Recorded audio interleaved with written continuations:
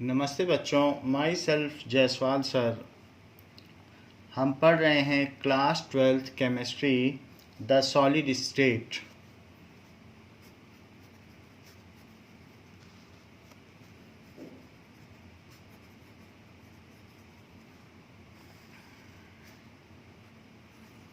Now we have earlier studied about liquid state and gaseous state in class 11th chemistry. In liquid state we have seen various properties like surface tension, viscosity and capillary rise, and the different properties pertaining to liquid state. And we have also dealt with the gaseous properties, various pressure, volume, temperature dependence, gaseous laws uh, in class 11th. But the prime feature of chemistry is to determine the gross property of substance on basis of microscopic structure. Chemistry क्या है? Chemistry deals with the structure, the chemistry deals with properties of matter based on या determined on the basis of molecular structure. Chemistry हमें बताती है कि किसी भी material की या सब्सटेंस की क्या प्रॉपर्टी होगी अगर उसका मॉलिकुलर या एटॉमिक स्ट्रक्चर ऐसा है तो इस तरीके का जो स्ट्रक्चर है वो तो सिर्फ सॉलिड में ही हो सकता है, because liquid and gases do not have any definite arrangement of particles. So इसलिए जब हम केमिस्ट्री की बात करते हैं then solid state become the prime importance. So hence it is to be studied with more gravity. तो इसलिए हम सॉलिड स्टेट को पढ़ेंगे। सो केमिस्ट्री क्या करती है?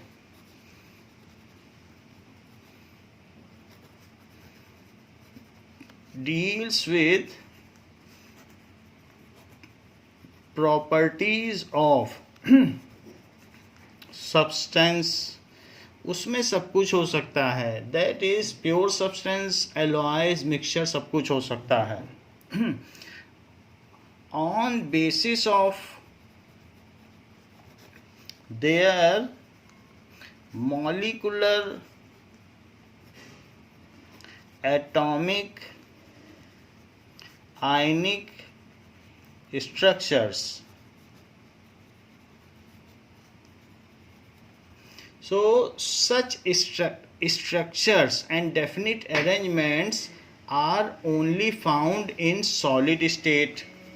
Such definite arrangement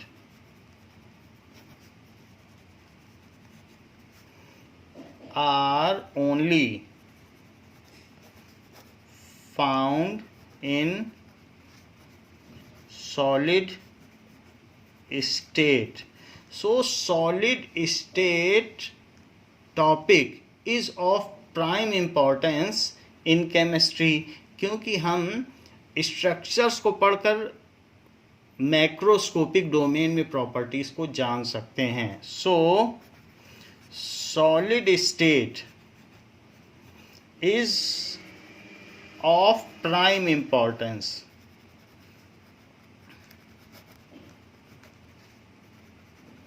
तो इसलिए ये प्राइम इंपॉर्टेंस का है।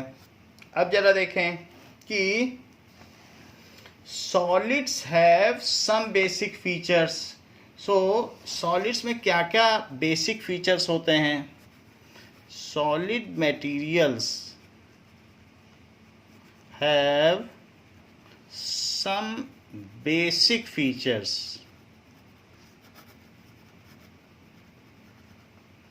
जैसे कि they have definite shape, they have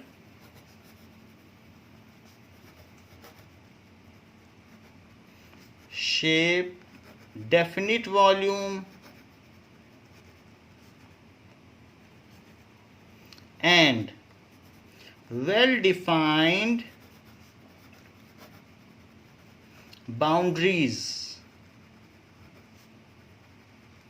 हमको ये मालूम है कि स्टील अलमीरा कहाँ ख़त्म हो जाती है और कहाँ से शुरू होती है, तो उसकी बाउंड्रीज जहाँ से जहाँ तक है वो हम जान सकते हैं. Now solids have definite arrangement of particles. So they have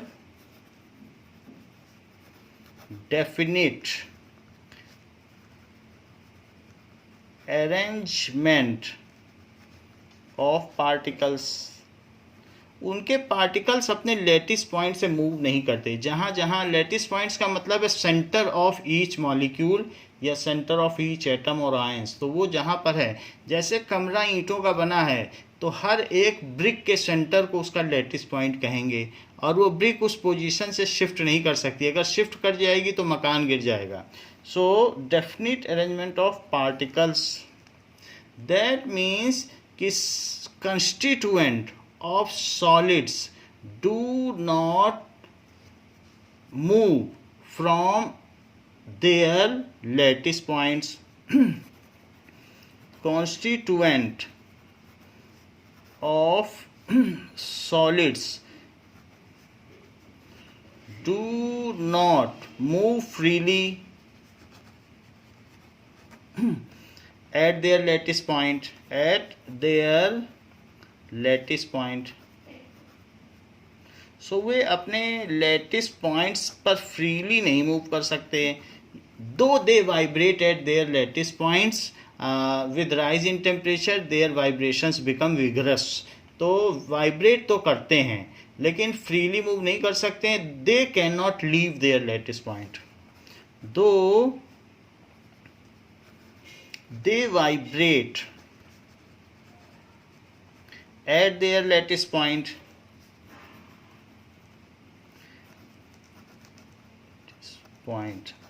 जैसा कि हमने क्लास 11th की फिजिक्स की सेकेंड बुक के फर्स्ट चैप्टर में जो देखा था कि हुक्स का स्प्रिंग मॉडल है, तो उसमें हर एक लैटिस पॉइंट पर एटम्स वाइब्रेट कर सकते हैं लेकिन वो उसे छोड़ नहीं सकते.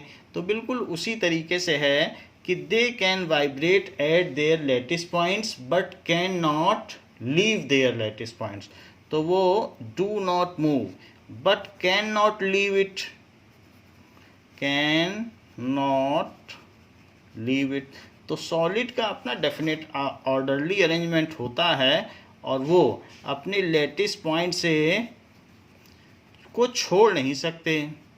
जैसे हम ये समझ सकते हैं कि इस तरीके से अगर सॉलिड का अरेंजमेंट है तो वो एक स्प्रिंग मॉडल की तरह है. इस तरीके से. And they only vibrate at their lattice points.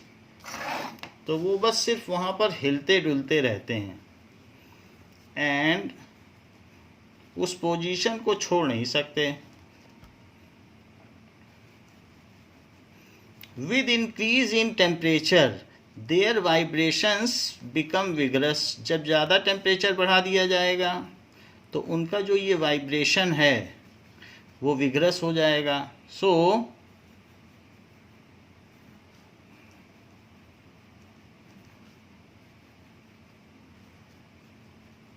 इस तरीके से है. सो यहाँ पर ये दिखाया गया है कि किस तरीके से उनके वाइब्रेशंस होते हैं. ये ये इस तरीके से उनका वाइब्रेशंस है और इसके अंदर भी होगा. So they vibrate at their lattice points, ऐसा दिखाया गया. नाउ तीसरी चीज कि solids are rigid and incompressible. इसका क्या मतलब है कि solids are rigid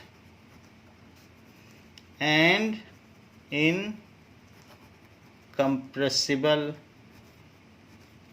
So on applying considerable amount of force they resist to change their shape. This is called rigidity. On applying considerable amount of force, they resist any change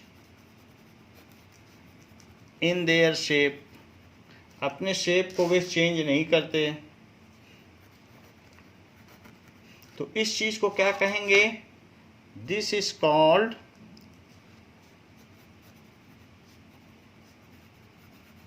rigidity. And on applying pressure, their volume is not reduced. It is called compressibility. आप किसी steel अलमीरा को compress करके छोटा नहीं कर सकते। अगर किसी कमरे में 20 बॉक्सेस आने हैं तो आप ये नहीं कर सकते कि दबा दबा के 21 बॉक्स डाल दो, ऐसा नहीं हो सकता। So on applying considerable amount of pressure,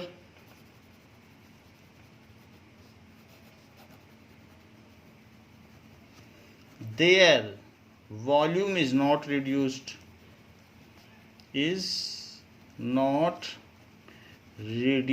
तो solids are incompressible, इसलिए उनको दबाया नहीं जा सकता। This property is called incompressibility, क्योंकि उनका वॉल्यूम रिड्यूस नहीं हुआ है, is called incompressibility। तो इस चीज को कहेंगे incompressibility। तो सॉलिड्स आर इनकम्प्रेसिबल, एक ये भी बात हो गई, और रिजिड भी हैं। ठीक है, इसके अलावा ये तो हमने देख लिया कि solid particles oscillate at their mean position but do not leave their lattice points. वो अपनी मीन पोजीशन पर वाइब्रेट या ऑसिलेट तो कर सकते हैं, लेकिन वे अपनी मीन पोजीशन को या लैटिस पॉइंट्स को छोड़ नहीं सकते। ये इनकी मीन पोजीशन है, यहाँ से इक्वली दोनों तरफ ऑसिलेट करेंगे। So they do not diffuse, solids do not have the property of diffusion and fluidity. Solids do not have the property of diffusion. Diffusion का मतलब है कि अगर दो सॉलिड को एक दूसरे में रख दिया जाए साथ में प्रॉक्सिमिटी में, तो मिक्स नहीं होंगे। So they do not have the property of diffusion and fluidity. If boundaries are removed they will not flow, तो फ्लूइडिटी भी नहीं होगी। तो ये भी चीज है। इसके अलावा in case of solid the intermolecular forces dominates over thermal energy. Particle में कम थर्मल एनर्जी होती है। क्यों? क्योंकि अगर उनमें थर्मल एनर्जी कम है, सो अगर आप इसमें हीट देते रहे तो धीरे धीरे वाइब्रेट करेंगे और अपनी पोजीशन छोड़ देंगे और लिक्विफाई हो जाएंगे। तो अभी इनमें थर्मल एनर्जी कम है, तभी ये सॉलिड हैं। हीट ज़्यादा दे दोगे, टेम्परेचर बढ़ा दोगे, तो ये लिक्विफाई हो जाएंगे। सो इस केस में जो इनके बीच का एवरेज डिस्टेंस है वो 2 एंगस्ट्रॉम है, जबकि यही गैसियस स्टेट में 20 एंगस्ट्रॉम हो जाता है। तो आप समझ सकते हैं कि गैस जो है इससे 10 टाइम्स ज़्यादा वाइडर अपार्ट है। सो इनका स्पेस 2 एंगस्ट्रॉम, तो ये 2 एंगस्ट्रॉम एवरेज बता रहा हूँ, और अगर गैस में देखो तो 20 एंगस्ट्रॉम। तो ये चीज़ होती है। सो ये सारी प्रॉपर्टीज इसमें होती हैं। So there intermolecular space is less and intermolecular force is high. So ये चीज़ होती है। देयर इंटर मॉलिक्यूलर ना बोल दो तो इंटर पार्टिकल स्पेस, क्योंकि वो जो कंस्टिट्यूएंट है वो कभी आयंस हो सकते हैं, कभी एटम हो सकते हैं, और कभी कभी मॉलिक्यूल हो सकते हैं। तो इंटर पार्टिकल बोलना ठीक रहेगा। इस लेस एंड इंटर मॉलिक्यूलर या inter particle force is high, force बहुत हाई होता है, और साथ में स्पेस कम है इसीलिए तो फोर्स हाई है, वो पास पास हैं तो उनमें एक हाई फोर्स लगता है, जिसको कि कोई भी फोर्स हो सकता है, वो हम आगे देखेंगे कि इलेक्ट्रोस्टैटिक है कि वान डर वाल है, ये हम आगे देख लेंगे। अब देख लीजिए कि इसके अलावा the inter particle force in general आप बोल सकते हैं, वान डर वाल फोर्स भी बोल सकते हैं, तो inter particle force dominates over thermal energy. ये सारी चीज़ें हैं। तो इतनी, इसके अलावा और भी बहुत सारी प्रॉपर्टीज़ हो सकती हैं। तो सॉलिड की हमने जनरल प्रॉपर्टीज़ आपको बता दी कि क्या क्या होता है। अब जरा देखें कि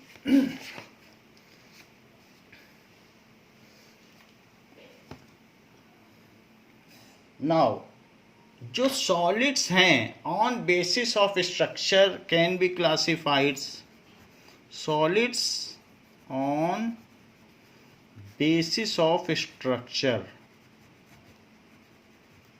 can be classified into two categories। वो कौन सी दो कैटेगरीज हैं? One is crystalline solid and other is amorphous solid. ये बेसिस ऑफ स्ट्रक्चर पर है कि क्रिस्टलाइन है और एमॉर्फस सॉलिड है। जो क्रिस्टलाइन सब्सटेंस होते हैं उनमें there is a orderly arrangement of particle, long range order होता है, और लॉन्ग रेंज ऑर्डर होने के साथ साथ वो क्रिस्टलाइन इन नेचर होते हैं। जैसे कि आप इसमें ये देखें कि जो क्रिस्टल्स हैं, जैसे शुगर के क्रिस्टल्स हैं, वो क्लियरली आपको पता चल जाएंगे कि ये शुगर के क्रिस्टल्स हैं। तो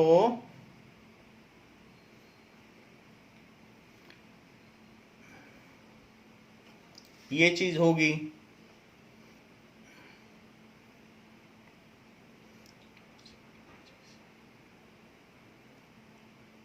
नाउ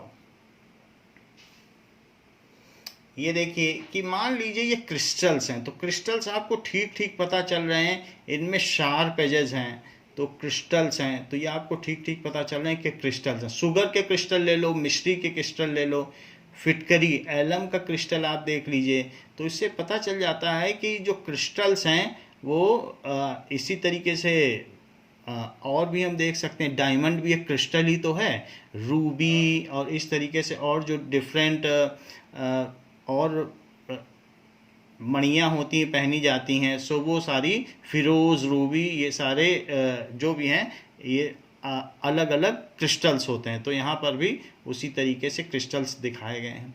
तो ये चीज़ यहाँ पर है, ये क्वार्ट्ज का क्रिस्टल है।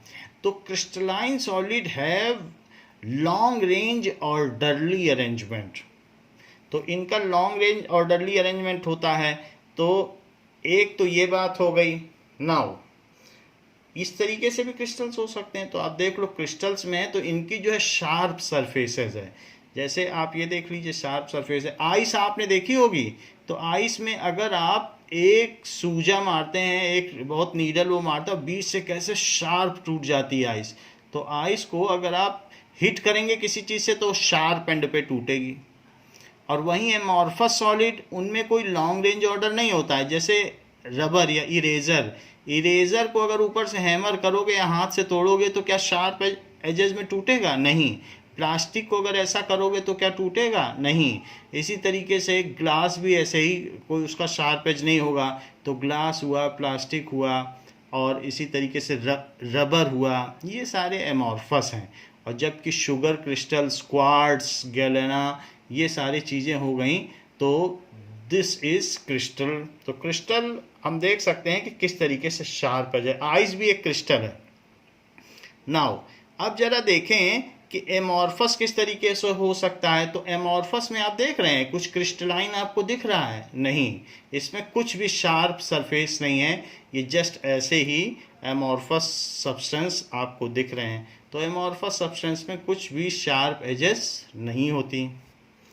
नाउ जो एमॉर्फस सब्सटेंस है, जहाँ क्रिस्टलाइन सब्सटेंस में परफेक्टली लॉन्ग रेंज ऑर्डर्स होते हैं, वहीं पर एमॉर्फस सब्सटेंस में शॉर्ट रेंज ऑर्डर्स होते हैं और वो लॉन्ग रेंज नहीं होते, जैसा कि आपकी बुक में भी दिखाया गया है कि एमॉर्फस सब्सटेंस में शॉर्ट रेंज ऑर्डर होते हैं और क्रिस्टलाइन में लॉन्ग रेंज ऑर्डर्स होते हैं। अगर इसके अरेंजमेंट को देखा जाए तो ये इस तरीके से दिखाई पड़ता है, यही आपके बुक में बना है कि क्रिस्टलाइन सब्सटेंस इस तरीके से होते हैं और एमॉर्फस में कहीं कहीं थोड़ा बहुत ऑर्डर दिख जाएगा, बट कहीं ऐसा नहीं मिलेगा आपको कि लॉन्ग रेंज ऑर्डर। ऐसा क्यों होता है?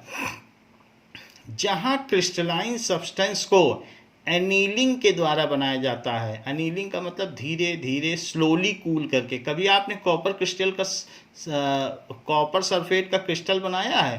पूरी रात ओवरनाइट रख दिया, देखो सुबह क्रिस्टल डेवलप हो गया। तो धीरे धीरे you allow them to get crystallize. और जबकि इस चीज़ को क्वेंचिंग करके बनाया जाता है, जल्दी से कूल कर दिया, तो जल्दी से कूल करने में तो उसमें ऑर्डर डेवलप ही नहीं हो पाया। तो इस तरीके से एमॉर्फस सब्सटेंस बन गया। और क्रिस्टलाइन बनाना है तो आपको धीरे धीरे, तो आपने जान लिया कि इसमें एनीलिंग करनी पड़ी और इसमें क्वेंचिंग। क्वेंचिंग का मतलब जल्दी से सडनली टेम्परेचर डिक्रीज कर दो, और इसमें धीरे धीरे उसको बहुत बड़ी टनल से गुजारा जाता है जिसमें आधा आधा डिग्री टेम्परेचर कम होता जाता है। तो घंटों में कूलिंग होती है, और जबकि इसमें सडन कूलिंग होती है। तो ये चीज़ हमने देख ली कि एमॉर्फस और क्रिस्टलाइन सब्सटेंस में किस तरीके का अंतर होता है, जो कि यहाँ पर दिखाया गया है। वहीं जो क्रिस्टलाइन सब्सटेंस हैं, अगर हम उसके पार्टिकल्स का अरेंजमेंट देखें तो ना उसमें कोई हमको इस तरीके से पॉइंट डिफेक्ट दिखेगा, ना लाइन डिफेक्ट दिखेगा, और परफेक्ट ऑर्डरली अरेंजमेंट दिखेगा, जैसा कि आपको यहाँ NaCl के इसमें दिखाया गया है। इसके अलावा और भी बहुत सारे क्रिस्टल्स दिखाए गए हैं जिसमें अलग अलग तरीके का अरेंजमेंट है, तो वो हम देखेंगे कि जिंक सल्फाइड क्या है, और इसी तरीके से कैल्शियम सल्फाइड, और अलग अलग। लेकिन जो भी हो, इनमें एक परफेक्ट ऑर्डर तो होता है। तो crystalline substance have perfect order arrangement which is of long range nature type. तो यहाँ पर ये बात हमने देख ली। इस चीज़ को यहाँ भी देखा जा सकता है कि इस तरीके का इनमें अरेंजमेंट होता है। ये देखिए यहाँ पर भी ये बात दिखाई गई है कि कैसे अरेंजमेंट है। ये चीज़ यहाँ दिखाई गई कि कैसा इसका अरेंजमेंट है। तो क्रिस्टलाइन और एमॉर्फस में आप सीधा सीधा डिस्क्रिमिनेट कर सकते हैं। नाउ सो क्रिस्टलाइन सब्सटेंस में हमने ये बात देख ली कि एमॉर्फस का मतलब क्या होता है। Amorphous means, amorphous means no form, इसकी कोई फॉर्म नहीं है, यानी नो ऑर्डर है। और जबकि जो क्रिस्टलाइन है वो उसमें एक ऑर्डरली अरेंजमेंट है। So crystalline solids have large number of small crystals having definite geometrical shape. क्या आपको मालूम है कि कॉपर सल्फेट का चाहे छोटा क्रिस्टल हो या बड़ा क्रिस्टल हो, उसका एक डेफिनेट ज्योमेट्रिक सरफेस होता है। जैसे छोटे छोटे ईंटों को रख देने से एक कोई बहुत बड़ा स्लैब या कोई बहुत बड़ा स्टैचू का बेस बन जाता है, तो उसी तरीके से छोटे छोटे क्रिस्टल एग्रीगेट होकर वैसे ही कॉपर सल्फेट का क्रिस्टल बनाते हैं। तो वही this is the process of crystallization, कि किस तरीके से क्रिस्टलाइजेशन होता है। तो क्रिस्टल छोटा हो, शुगर के छोटे क्रिस्टल भी आपने बाजार में देखे होंगे और बड़े, लेकिन सभी क्यूबिकल होते हैं।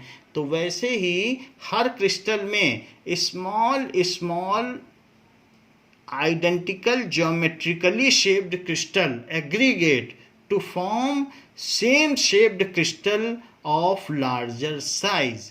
तो ये है क्रिस्टल की परिभाषा कि चाहे छोटा क्रिस्टल हो चाहे बड़ा क्रिस्टल हो, सबका साइज, ज्योमेट्रिकल साइज एक होता है, जो कि आपके बुक का सेंटेंस है। तो इस तरीके से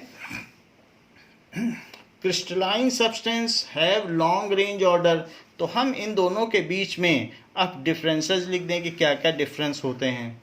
तो इनमें क्या होता है, they have definite characteristic geometric shape. So they have definite characteristic geometric shape।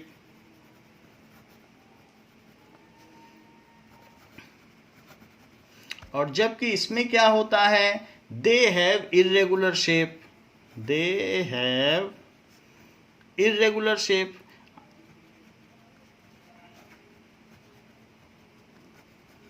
अब प्लास्टिक है, उसको जैसे चाहो वैसे मोल्ड कर दो। ग्लास है, उसको पिघलाया जाता है और उसको किसी तरह से भी मोल्ड कर सकते हो। ऐसे ही रबर है, रबर कई तरीके के शेप में आती हैं, लेकिन इसका ज्योमेट्रिक शेप होता है। Second, they have sharp melting point, they have sharp melting point. कभी आपने नमक का, कॉमन सॉल्ट का क्रिस्टल देखा है, क्यूबिकल होता है, खड़ा नमक, शार्प मेल्टिंग पॉइंट। और उसका जैसे कॉमन सॉल्ट क्रिस्टल है, common salt has 1470 kelvin melting point, तो उसका एक शार्प मेल्टिंग पॉइंट है। जबकि amorphous solid, they have melting point over a range of temperature, melting point over a range of temperature। कभी आप क्या करो कि जो अपने घर में इरेजर है उसको हीट करो तो धीरे धीरे वो सेमी सॉलिड होगा, फिर धीरे धीरे धीरे धीरे टप टप टप टप गिरेगा। जबकि इसमें जैसे ही 1470 पहुंचेगा टेम्परेचर, तुरंत ही वो सॉलिड से लिक्विड बनना शुरू हो जाएगा, 1417 ही रहेगा उसका टेम्परेचर। या कभी आप अपने घर में कांच की चूड़ी हो, तो कांच की चूड़ी को आप क्या करो, आग में गर्म करो कैंडल में, तो देखोगे पहले वो मुड़ेगी, फिर मुड़ने के बाद फिर उसके बाद धीरे धीरे लूजन होगी, और फिर धीरे धीरे टेम्परेचर बढ़ेगा तो फिर वो लिक्विफाई होगी। So they have melting point over a range of temperature. ऐसा ही प्लास्टिक में है, इनका कोई डेफिनिट टेम्परेचर नहीं होता, क्योंकि जो एमॉर्फस सॉलिड हैं उनके वेरियस कंपोजिशंस होते हैं, तो उनमें चीज़ें अलग अलग तरीके से अलग अलग कंपोजिशन में मिक्स होती हैं, और इस वजह से उनका एक रेंज ऑफ टेम्परेचर होता है, मेल्टिंग पॉइंट। नाउ अब देखो इसकी क्लीवेज प्रॉपर्टी क्या है। सो इफ दे आर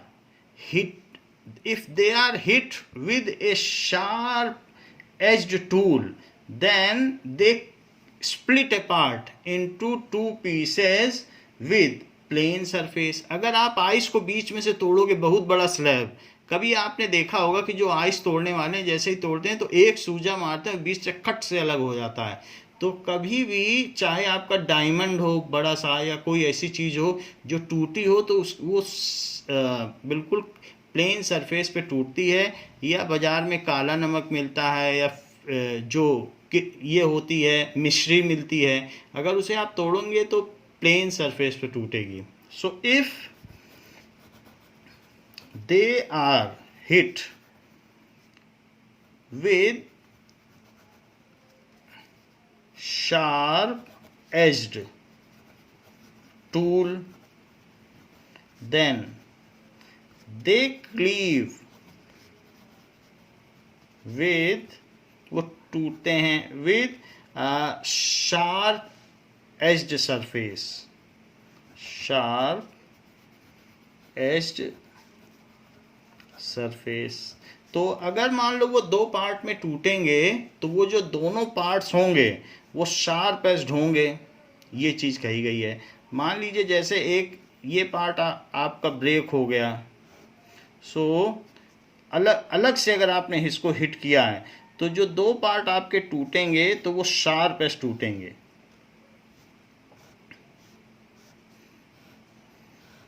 तो इनके ये जो सरफेसेस होंगे वो बहुत शार्प होंगे ये।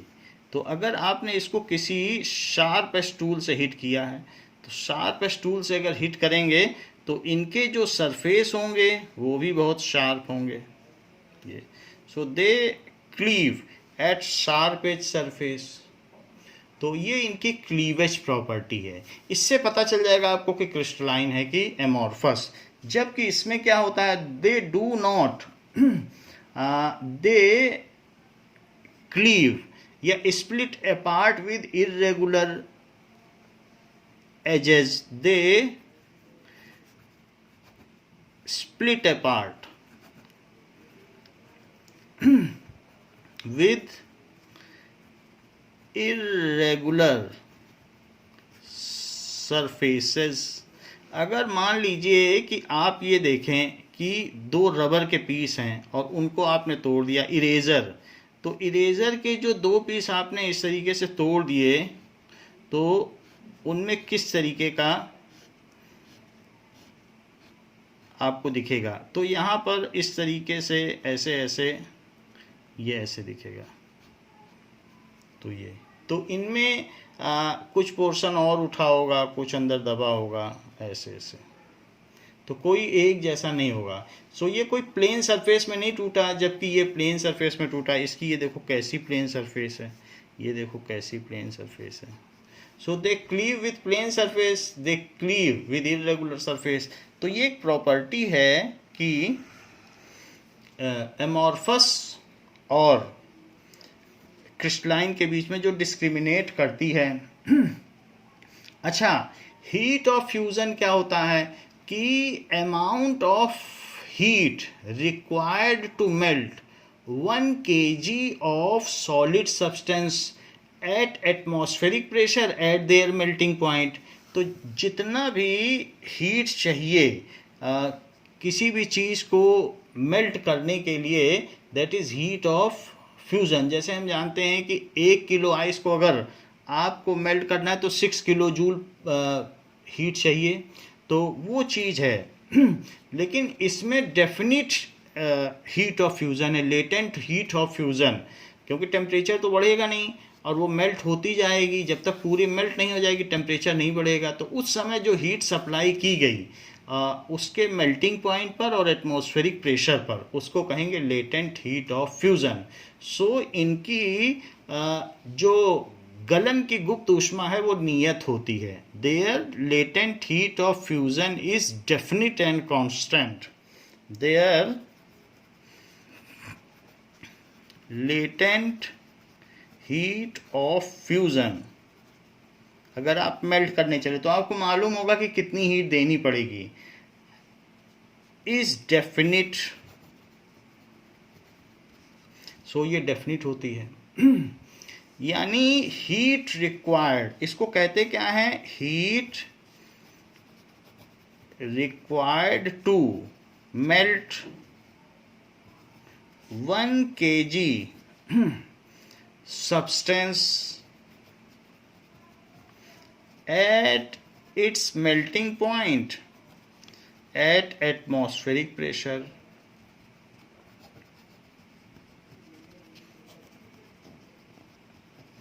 is called heat of fusion। उसे heat of fusion कहते हैं, latent heat of fusion। तो वो इसमें फिक्स्ड है, जबकि इसका मेल्टिंग पॉइंट ही फिक्स्ड नहीं है। सो जब मेल्टिंग पॉइंट फिक्स नहीं तो लेटेंट हीट ऑफ फ्यूजन कैसे फिक्स्ड होगी। So they do not have definite latent heat of fusion, they do not have.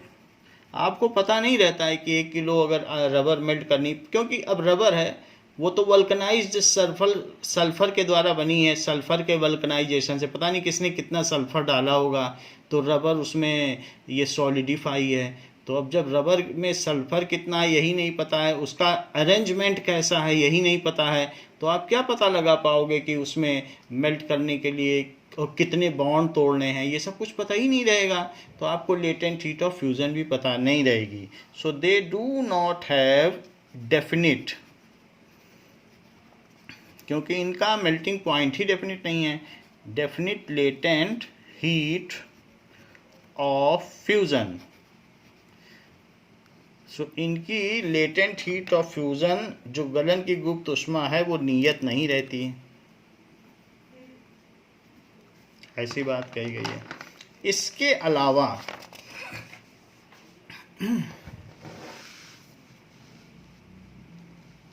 अब देखें कि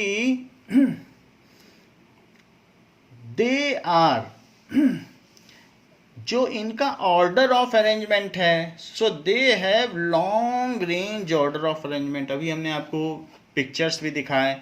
सो they have long range order of arrangement, order of, ऐसा होता है। जबकि they have short range order of arrangement, so they have short range order of arrangement. तो वो हमने देख लिया कि थोड़ा बहुत हुआ, आपने क्वेंचिंग कर दी ना, और इसमें धीरे धीरे इसको कूल होने दिया, तो अब उसी से तो सारा फर्क पड़ा। जल्दी से कूल कर दोगे तो वो एक्सटेंड ही नहीं हो पाएगा जो ऑर्डरली अरेंजमेंट है। क्वेंचिंग का मतलब सडन कूलिंग, पानी में ही डाल दो, मेल्ट लिक्विड को पानी में ही डाल दो, क्वेंचिंग। और एक होता है स्लोली स्लोली कूल करो, तो ये चीज़ है। तो इसमें एक order of arrangement long range है, जबकि इसमें शॉर्ट रेंज का ऑर्डर है। अब देखो इसके अलावा they are anisotropic in nature, they are anisotropic in nature, यानी their some properties like refractive index changes with change of direction of light, तो इस वजह से ये एनआइसोट्रोपिक हैं।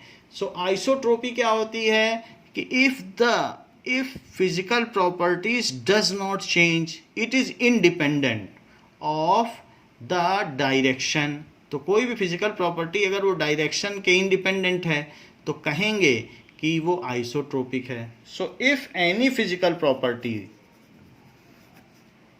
if any physical property is independent on direction, तो is called isotropic।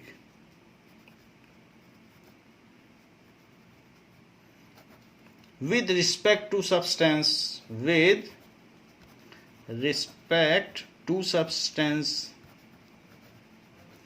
अगर change ना हो, जैसे इसमें होता क्या है कि अगर हम रिफ्रैक्टिव इंडेक्स की बात करें तो रिफ्रैक्टिव इंडेक्स अगर हम अलग अलग डायरेक्शन में लाइट डालेंगे तो अलग अलग इसका रिफ्रैक्टिव इंडेक्स होगा। जरा देखें, ये चीज़ यहाँ दिखाई गई है। अब ये जो क्रिस्टलाइन सॉलिड है इसमें आप देख रहे हैं अलग अलग डायरेक्शन में लाइट डालने पर इसमें कभी ज़्यादा टर्निंग होगी, कभी कम टर्निंग होगी, क्योंकि पार्टिकल में अलग अलग, जैसे आपकी बुक में भी बना हुआ है, मान लीजिए इस तरीके का अरेंजमेंट है, तो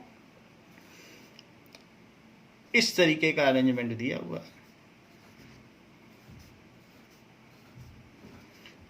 and these are other particles, कुछ कैटायंस हैं और कुछ एनायंस हैं। तो अब मान लीजिए लाइट अगर ऐसे पास कर जाए तो उसका रिफ्रैक्टिव इंडेक्स अलग है, और यहाँ से जाए तो उस केस में उसका रिफ्रैक्टिव इंडेक्स अलग होगा, क्योंकि उसका नेचर, मॉलिक्यूलर का अरेंजमेंट इस केस में और इस केस में अलग अलग है। तो इसलिए हमने बेंडिंग नहीं दिखाई है, because we are not going to the various जो दूसरे लॉ हैं उस पर हम नहीं जाना चाहते कि लॉज ऑफ रिफ्लेक्शन पर। तो इसलिए आप सिर्फ यही देख लीजिए कि इस डायरेक्शन और इस डायरेक्शन में there are different refractive index. So when light falls at different angle then the refractive index changes.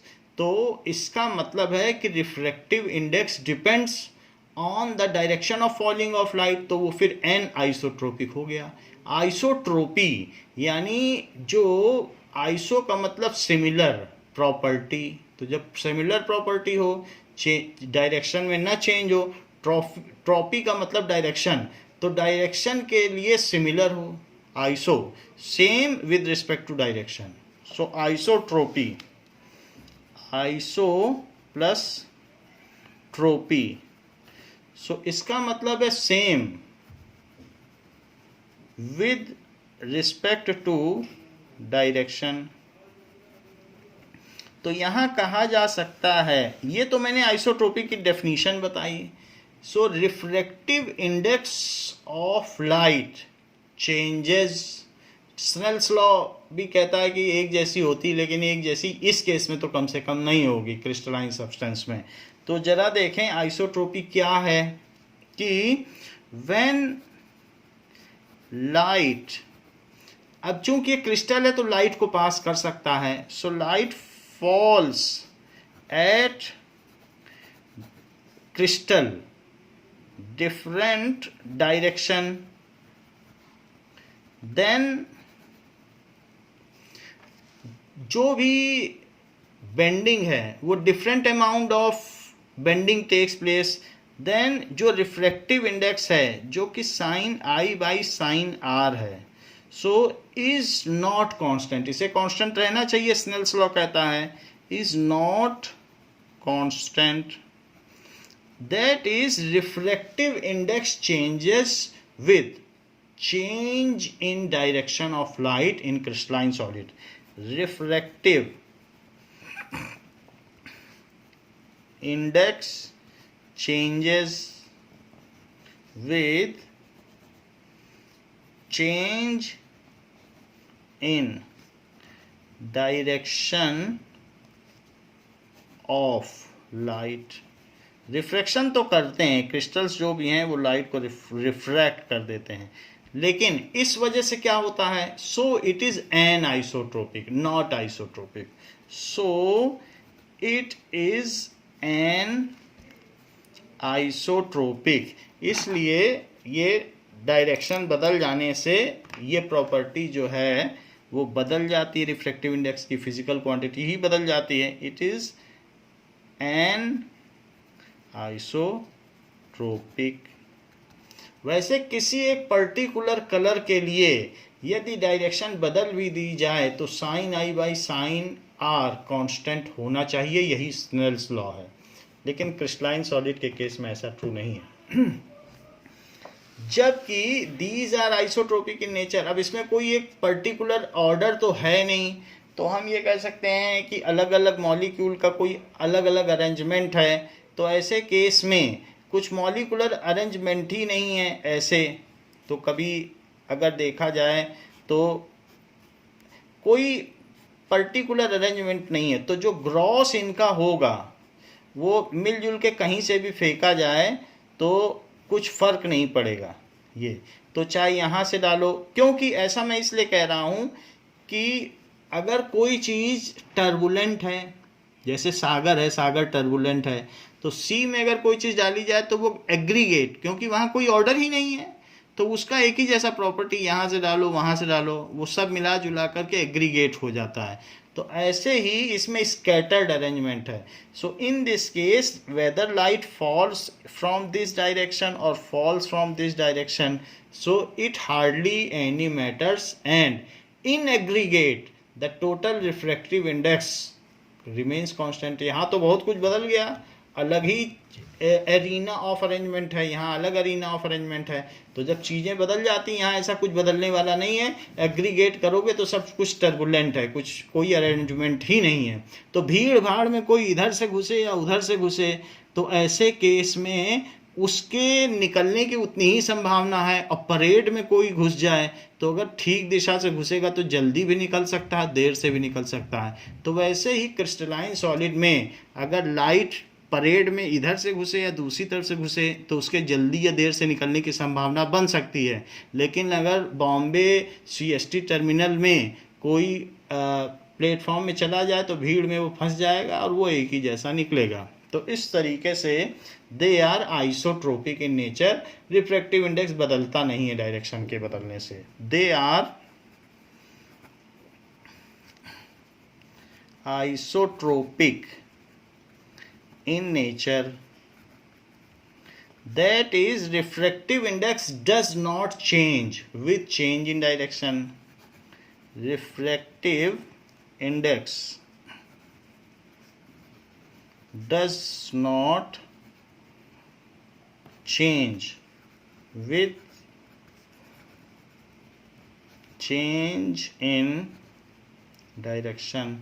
सो दिशा के बदल देने से उसका जो रिफ्रैक्टिव इंडेक्स है वो नहीं बदलता, अपवर्तनांक परिवर्तित नहीं होता। तो ये बात कही गई। नाउ ये सारी चीज़ें तो हमने देख ली कि जो क्रिस्टलाइन सॉलिड्स हैं उनमें और क्या क्या अंतर हैं एमोर्फस सॉलिड में।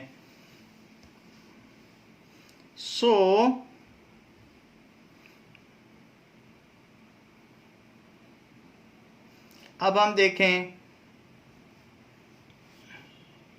इसके अलावा कुछ और properties.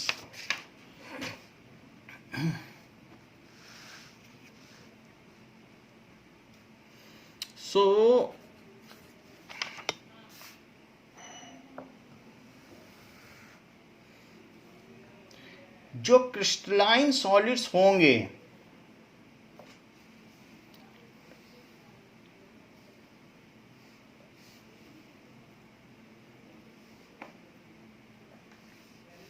These are true solids, तो इनको क्या कहेंगे, ये ट्रू सॉलिड्स हैं। जबकि दीज आर ट्रू सॉलिड्स, और जबकि ये क्या कहलाएंगे, these are pseudo solids. Pseudo solids और super cooled liquid. Super cooled liquid. कभी आप लाल किला चले जाएं तो लाल किले में आप देखेंगे जो वहाँ की शीशे हैं, खिड़कियों में जो शीशे लगे हुए हैं, उसमें आप नीचे की ओर हाथ फेरें तो जब उसको टच करेंगे तो नीचे की ओर वो जो शीशा है वो मोटा हो चुका है। वो इतने सालों में बहते बहते 1400 से अभी तक 2000 तक 600 सालों में बहते बहते बहुत धीरे धीरे बह रहा है, लेकिन वो नीचे थिक हो गया और ऊपर थिन हो गया है। तो ये सुपर कूल्ड लिक्विड है। तो जो ग्लास है ऐसा लगता है जैसे सॉलिड है, बट वो सॉलिड नहीं है। या फिर आप जोधपुर में मेहरानगढ़ के किले में चले जाएं और वहाँ मोती महल के शीशे को टच करके देखें तो आपको ये बात बिल्कुल पता चल जाएगी कि अरे ये तो नीचे मोटा है, ये तो बह रहा है और धीरे धीरे एक समय पे पूरा बह जाएगा। तो इस तरीके से ये सुपर कूल्ड लिक्विड माने जाते हैं। तो ये भी एक इसमें बात बताई गई कि इन्हीं को ट्रू सॉलिड्स माना जाए। So crystalline solids are true solids. Now we will see some more properties like इनके uses क्या हैं। So it is used in making optical instrument like prism. It is used in making optical instrument like prism. जबकि amorphous solids को किस लिए use करते हैं, सो amorphous solids में जैसे हमने इसमें बताया प्रिज्म बनाने के काम में आता है. सो इसमें एमॉर्फस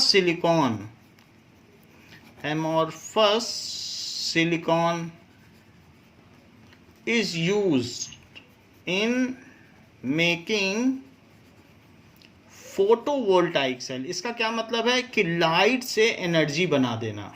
फोटोवोल्टाइक जैसे कभी सोलर पैनल लगे होते हैं हम लोगों के छत पे, तो वो फोटोवोल्टाइक सेल ही तो हैं. फोटोवोल्टाइक सेल तो इस तरीके से इस काम में आता है. इसमें कुछ एग्जांपल्स देखिए कि जिनमें क्रिस्टलाइन अरेंजमेंट हो. तो एग्जांपल हुआ कॉपर, सिल्वर, Fe. इनके अरेंजमेंट्स हम आगे देखेंगे, आपको बताया जाएगा. और NaCl में तो होता ही है. तो ये NaCl का अरेंजमेंट यहाँ पर दिखाया गया है. देखिए कैसा क्रिस्टलाइन इसका अरेंजमेंट है. So it is all crystalline. So इस तरीके का अरेंजमेंट होता है ये. So it is having a definite arrangement. Now इसमें क्या क्या चीज़ें आ सकती हैं? ग्लास, रबर, प्लास्टिक, पॉलीमर, ये सारी चीज़ें आ सकती हैं. वैक्स, तो ये सारी चीज़ें इसमें आ सकती हैं. These are the various properties of या various differences of crystalline and amorphous solids. Now we will solve in text questions. तो in text questions देखिए.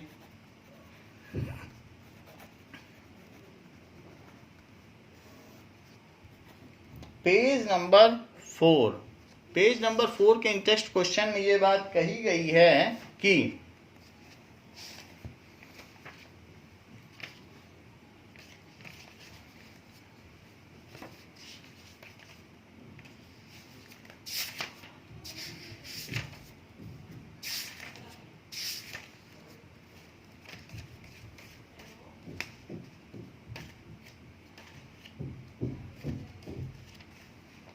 now why are solids rigid? Why are solids rigid? So at sufficiently low temperature,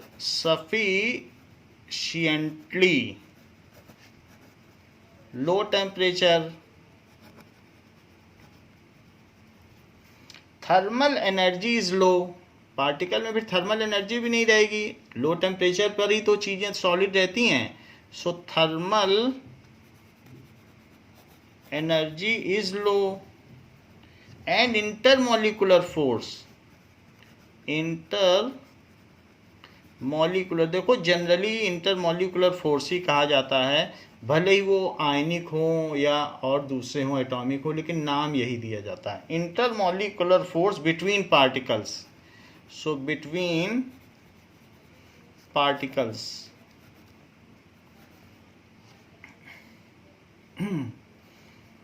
of a solid is high due to their close proximity.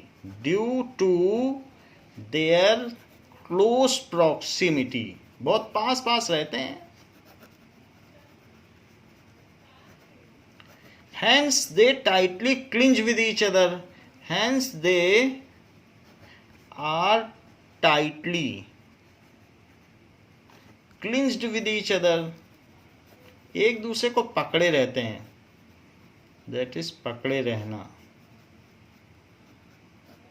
So clinched with each other.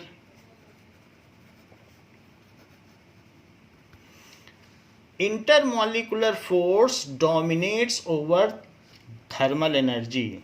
Intermolecular force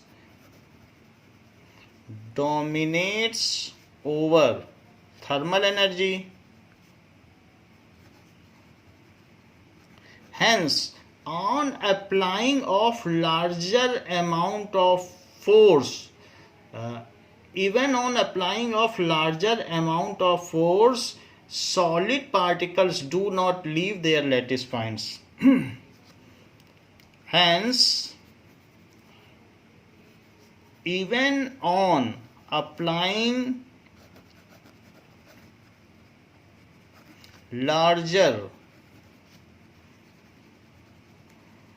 amount of force या external force, solid particles या constituent particles do not leave their lattice points.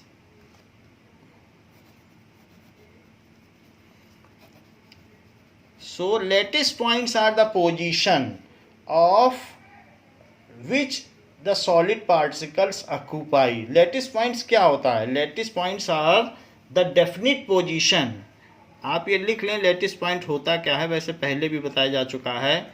Lattice point is definite position which the constituent particles of solid occupy, which the constituent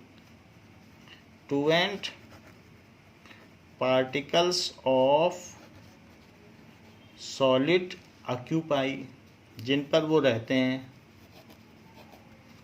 It is also the mean position about which they vibrate. तो ये चीज़ है, तो वो उसको leave नहीं करते. Hence solids are rigid in nature. Hence, so solid do not change their shape, do not change their shape.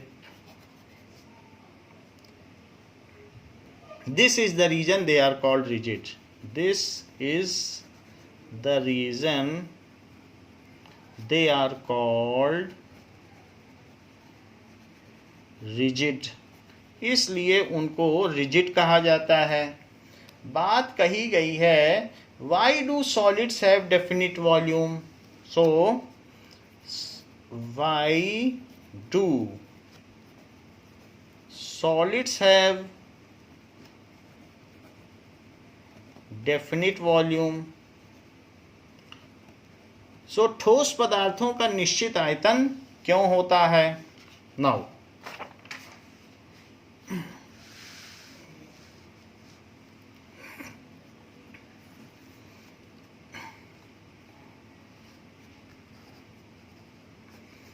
for a given mass of solid, for a given mass of solid,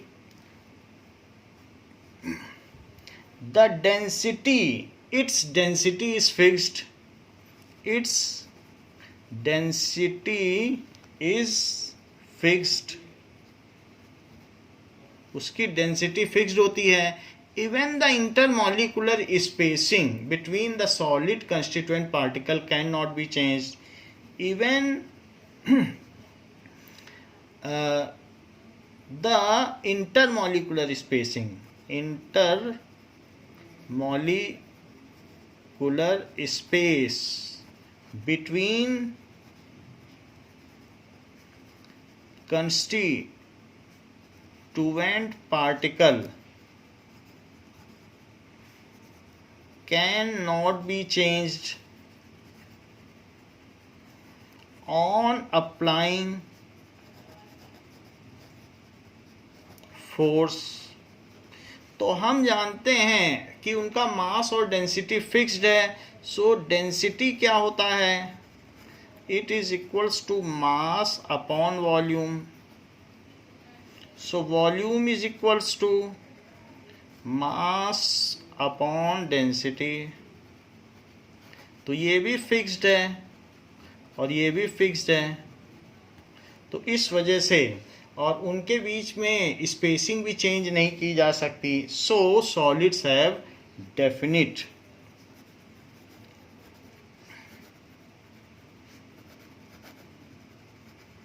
volume.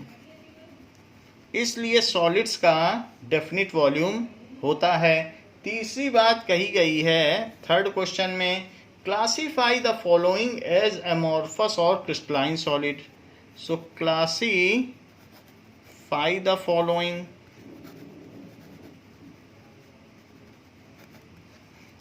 As amorphous और crystalline solid.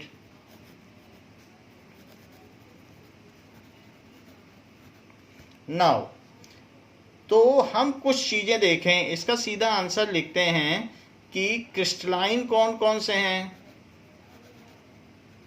और दूसरा amorphous कौन कौन से हैं। Amorphous का मतलब no form होता है और क्रिस्टलाइन में फॉर्म होती है, लॉन्ग रेंज ऑर्डर। तो जो भी आयनिक हैं वो सभी क्रिस्टलाइन हैं, जैसे पोटेशियम नाइट्रेट, पोटेशियम नाइट्रेट ये क्रिस्टलाइन हो गया। इसके अलावा कॉपर, कॉपर हमने एग्जाम्पल में दिखाया भी था, कॉपर। बेंजोइक एसिड, अगर बेंजोइक एसिड क्रिस्टलाइन हो तो बेंजोइक एसिड, वरना ये वाटर सॉल्युबल भी है और इसको वाटर में मिला देंगे तो ये सॉल्युबल फॉर्म में मिक्सचर रहेगा, बट इसे क्रिस्टलाइज किया जा सकता है। Benzoic acid naphthalene, naphthalene ball आपने देखा होगा जो वॉशरूम में यूज़ की जा सकती है, या मॉथ बॉल ऊनी कपड़ों में डाली जाती है, तो वो नेफ्थलीन बॉल है। सो नेफ्थलीन बॉल, इसका क्या बेसिस है, ये क्यों क्रिस्टलाइन है, इस चीज़ को हम आगे देख लेंगे। इसका अगला टॉपिक उसी पर ही है, नेफ्थलीन। These are crystalline. जबकि एमॉर्फस कौन कौन से हैं। सो एमॉर्फस में पॉलीयूरीथेन, पॉलीयूरीथेन। आपने कभी ये देखा है कि जो प्लास्टिक की मच्छरदानी आती हैं, जो फ्लेक्सिबल प्लास्टिक्स होती है, चटाई बनती है, तो ये सब प्लास्टिक की चटाई ये सब पॉलीयूरीथेन की ही बनती हैं। सो ये एक पॉलीमर है। सो पॉलीमर वाले चैप्टर में इसे पढ़ भी लेंगे। So this is polyurethane. Teflon, Teflon is again it is a polymer. तो जो क्लोरोफ्लोरोकार्बन्स की तरीके से एक टेफ्लॉन है, तो वो भी एक आपका जो लास्ट चैप्टर है पॉलीमर्स का उसमें इसको बताया गया है। Teflon is again in amorphous solid. ये जो नॉन स्टिक तवे होते हैं जो डोसा बनाने वाले, उन पे इसकी कोटिंग होती है। सो इसके अलावा सेलोफेन, सेलोफेन, सेलोफेन जो हम लोग ट्रांसपेरेंट टेप यूज़ करते हैं वो सेलोफेन है उसका मटेरियल, तो सेलोफेन ये भी है। इसके अलावा पीवीसी, पॉलीविनाइल क्लोराइड, जिससे क्या होता है वायरिंग की जाती है तो उसके जो प्लास्टिक के ट्यूब्स होते हैं वो पीवीसी के होते हैं, तो polyvinyl chloride it is again polymer. तो पॉलीविनाइल क्लोराइड, पॉलीविनाइल, इसके ट्यूब भी बनते हैं, प्लास्टिक के जो नल होते हैं वो सब, प्लास्टिक के पाइप वो सब इसी के बनते हैं, कॉम्ब भी इसी के बनते हैं। तो इसी तरीके से फाइबर ग्लास, फाइबर ग्लास, तो ये सारे एमॉर्फस हैं। ये एमॉर्फस क्यों हैं और ऊपर वाले क्रिस्टलाइन क्यों हैं, इस चीज़ का जवाब आपको इसी चैप्टर में आगे दिया जाएगा। वैसे मोस्टली जो मेटल्स होते हैं और आयनिक सॉलिड्स होते हैं वे सभी क्रिस्टलाइन होते हैं, तो ये बात यहाँ की गई है। और जो पॉलीमर्स होते हैं वो सारे एमॉर्फस होते हैं। ग्लास हुआ, रबर हुआ, पॉलीमर हुआ, वो सारे एमॉर्फस होते हैं। तो अलग अलग तरीके की मिक्सिंग करते हैं और अलग अलग तरीके से उनका सॉलिडिफिकेशन करते हैं, यही एमॉर्फस है। तो ये चीज़ है। एमॉर्फस सब्सटेंस को धूप में रख देने पर डिग्रेड हो जाते हैं। प्लास्टिक की चेयर धूप में रख दो तो थोड़ी देर में वो गल जाएगी, सड़ जाएगी। ऐसा क्रिस्टलाइन सब्सटेंस के साथ नहीं होता। हीरा धूप में रखने पर भी वैसा ही बना रहता है। क्रिस्टलाइन सब्सटेंस अपनी प्रॉपर्टी, अपनी टेंसाइल स्ट्रेंथ, अपना कुछ भी नहीं होते, जबकि इनमें डिग्रेडेशन हो जा सकता है। अगर आप इरेजर को धूप में रख देंगे then it can not further be utilized. तो ये इनकी बेसिक प्रॉपर्टीज़ होती है। तो बच्चों इस क्लास के लिए इतना ही। इसके आगे हम आपको क्रिस्टलाइन सब्सटेंस और इसके टाइप्स और उनके डिफरेंसेस बताएंगे। थैंक यू बच्चों।